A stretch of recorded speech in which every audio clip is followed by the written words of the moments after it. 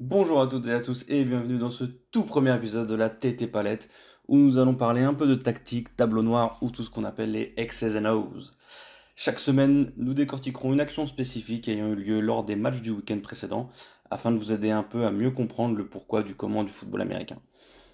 Avec la reprise du college football et donc en me basant sur les matchs de la week 0 qui a eu lieu le week-end dernier, j'ai décidé de me commencer la saison en vous expliquant ce qu'est l'inside run. Il faut savoir que lors d'un jeu de course, il y a deux grands types de schémas de bloc pour la O-line. Il y a ce qu'on appelle le power run, avec des courses de type ISO, lead, dive, power, etc., dont nous parlerons très certainement dans l'un des prochains épisodes. Et il y a ce qu'on appelle le zone run, qui se divise d'ailleurs en inside zone et outside zone. Et sur ce schéma de zone run, on va avoir toute la O-line qui va en général bloquer dans le même sens au snap.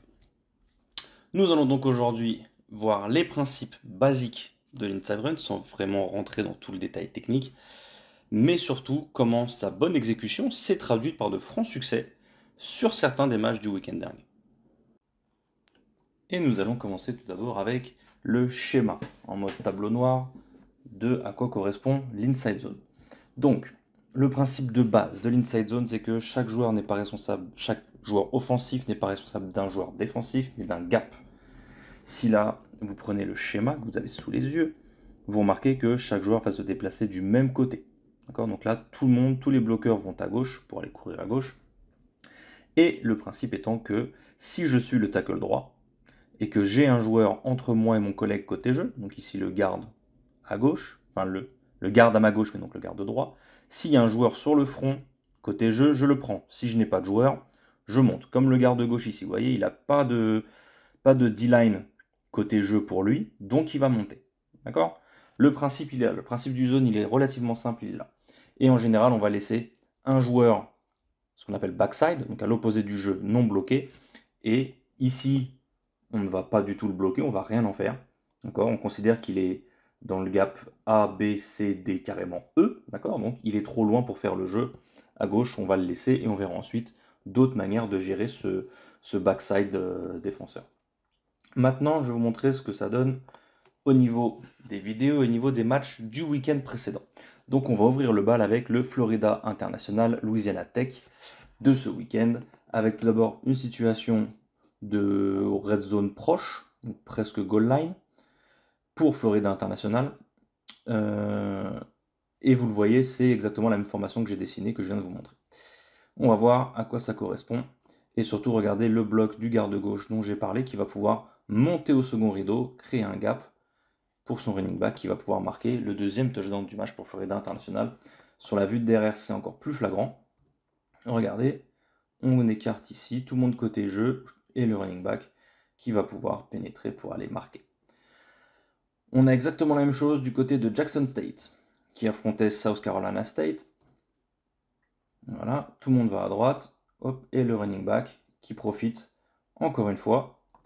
Là, cette fois-ci, c'est son tackle droit qui n'est pas bloqué, qui n'a pas de D-line côté jeu à sa droite, donc il va pouvoir monter au linebacker et qui va créer le bloc décisif.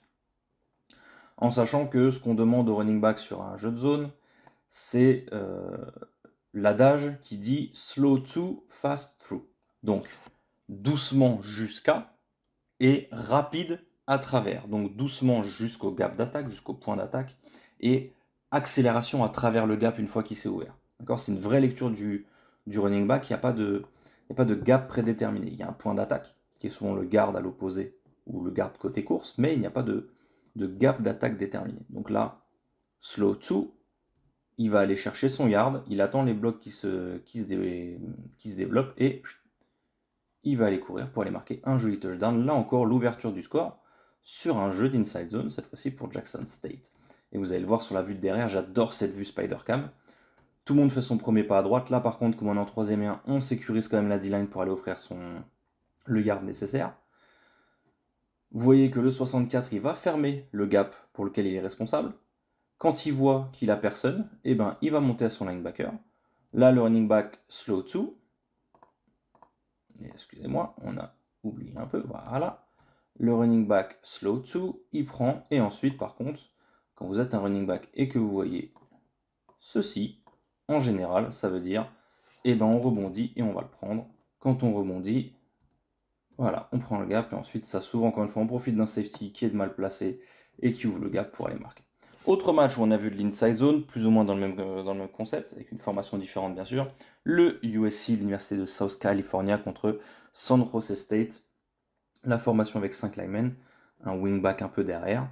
Et ce qu'on va faire, c'est qu'on va tous bloquer à gauche. D'accord. Vous voyez que le running back, encore une fois, est en croisé. Okay, on va souvent courir en croisé, en shotgun comme ça. Et tout le monde va aller à gauche. Et là, par contre, ce qu'on va faire, c'est qu'on va bloquer le DN. Il n'y a pas de lecture sur lui.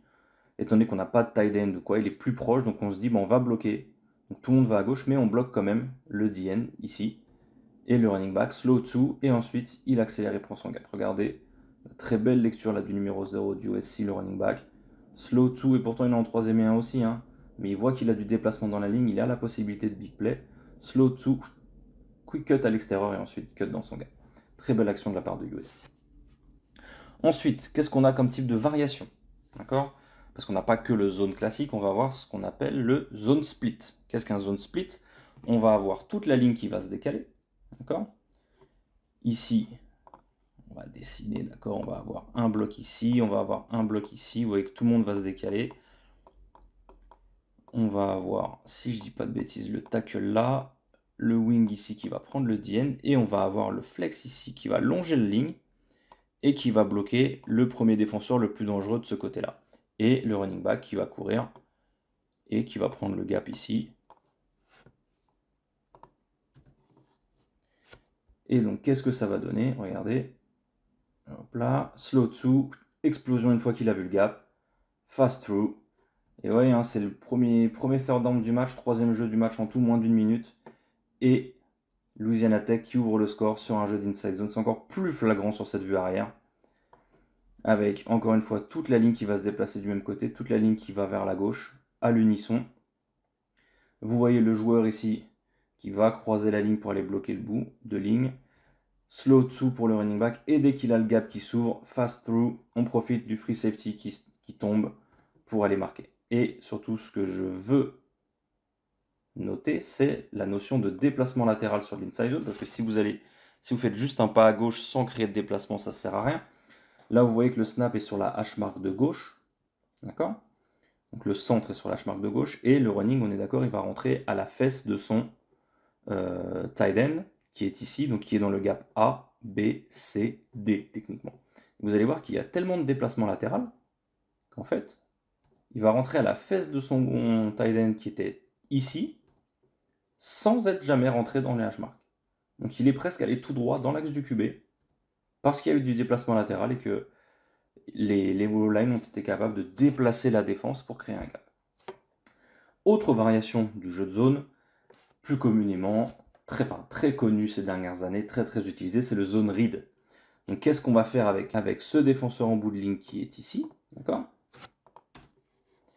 On va le laisser libre et c'est le quarterback qui va devoir le lire, qui va devoir s'occuper de quoi faire avec lui. Et la lecture, ça va être simple, c'est on va donner la balle là où le défenseur n'est pas. Donc si le défenseur décide, comme ici, d'attaquer le running back, de jouer la course du coureur, le quarterback va garder la balle, comme ici, pour aller marquer. D'accord? Et si le joueur en bout de ligne, le D-end, avait fait l'inverse, d'accord? S'il était resté sur l'extérieur ici pour défendre la course du QB, eh ben on aurait donné la balle au running back et ça aurait fait un défenseur en moins dans la boîte pour défendre la course. Là on voit très bonne lecture du QB qui va marquer. Et on a le ralenti. Vous voyez hein, cette ligne qui se déplace vers la gauche, tout le monde à l'unisson. On crée du déplacement, on lit très bien le D-end et on finit à la course tranquillement. Maintenant, qu'est-ce qu'on peut faire en plus? Là on a vu les 3 types de courses. Qu'est-ce qu'on peut faire? On peut faire de la play action avec du zone classique. Regardez encore une fois ce déplacement de la ligne. Voilà, toute la ligne va à gauche. Petite feinte, mais l'avantage de ça, c'est que le flow de la ligne va emmener le flow de la défense. Et regardez les deux linebackers qui sont ici et ici. Regardez simplement leur réaction par rapport au jeu. Quand je laisse dérouler, voilà. Ils croquent tous les deux dans la course et je vous laisse admirer le magnifique gap qui s'ouvre pour le receveur à l'intérieur ici. Slant rapide avec belle accélération sur le cut et ensuite 60 plus yards plus loin. Réduction du score pour Louisiana Tech. TD ultra important puisque c'est le début du comeback de Louisiana Tech pour aller remporter ce match d'ouverture contre Florida International. Qu'est-ce qu'on peut faire maintenant avec le zone split? Deuxième exemple qu'on a vu. La motion en pré-snap qui fait un peu créer du mouvement dans la défense pour les perturber.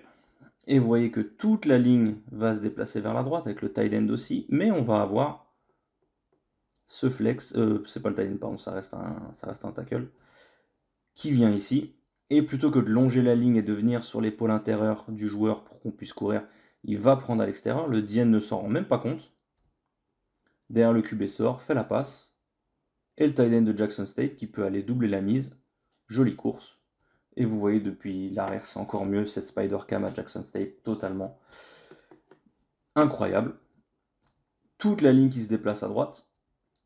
Encore une fois, avant de jouer ça, on joue plein de fois le zone split, on vient bloquer ce DN dès qu'il vient serrer pour essayer de faire le jeu parce qu'il en a marre de se faire kicker à l'extérieur.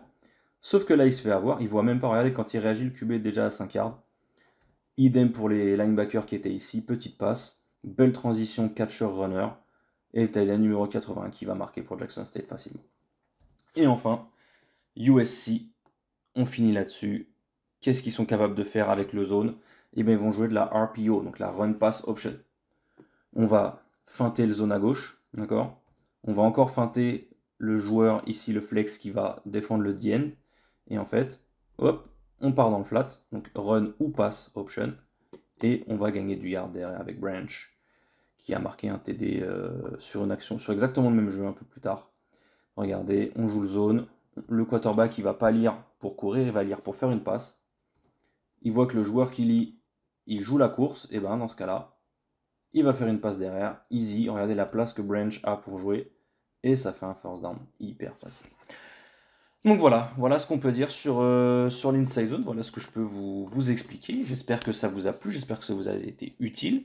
Bien entendu, je reste, ou nous restons à votre disposition pour de plus amples informations, si vous avez des questions ou autres à ce sujet. Je vous remercie de nous avoir suivis. On verra pour les semaines suivantes comment on s'organise au niveau du format. On utilisera quoi qu'il arrive toujours des images de la semaine précédente. On va réagir sur des actions de la semaine précédente à chaque fois, soit potentiellement à votre demande ou via des petits, des petits polls qu'on va faire comme ça sur les réseaux pour savoir quel jeu vous voulez qu'on analyse ou quel type de jeu système vous voulez qu'on analyse. Et puis on fera en fonction de ce que vous voulez pour les semaines prochaines. En tout cas, je vous remercie de nous avoir suivis pour ce tout premier épisode de TT Palette et puis je vous souhaite une bonne fin de journée.